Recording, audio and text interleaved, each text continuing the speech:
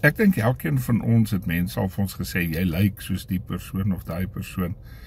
Ek kan dit nogal baie dat mense sê, ek lyk soos familielede of so. Iets wat ek nogal baie al gekry het, ook is dat mense sê, ek lyk soos Mike Skutte. Ek het eendag by die waterfront geloop, toe storm 'n man op my af, sê, Triple H, Triple H. Ek het nie eens geweet wie Triple H is nie, ek het dit gaan Google. Toe sien ek is 'n rofstweer van WWE, maar ek kon toe nou nie die ooreenkoms sien nie. Iets wat ek ook al 'n paar keer gekry het, ek het eendag by die Tokai Mall geloop, toe kom 4 meisiekies op my afgestorm, Karate Kali, Karate Kali.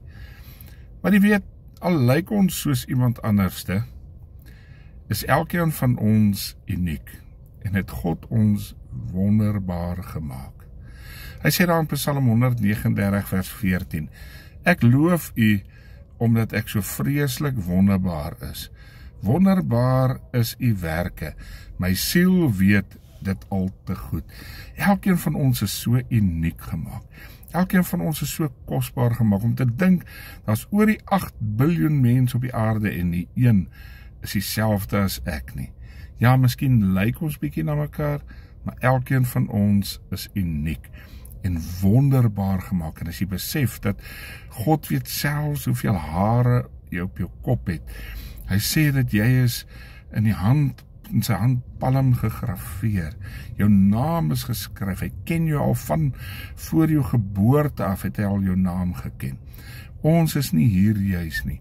Ek het eendag 'n hemp gesien wat 'n meisie gedra het, en daar staan, God showed off when he made me.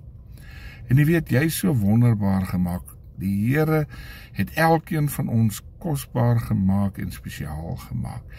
En al wat God van jou verwag, is om die beste jy te wees, wat jy kan wees. God wil nie hê dat jy moet die een of daai een wees, of jy moet soos die een of daai een wees nie.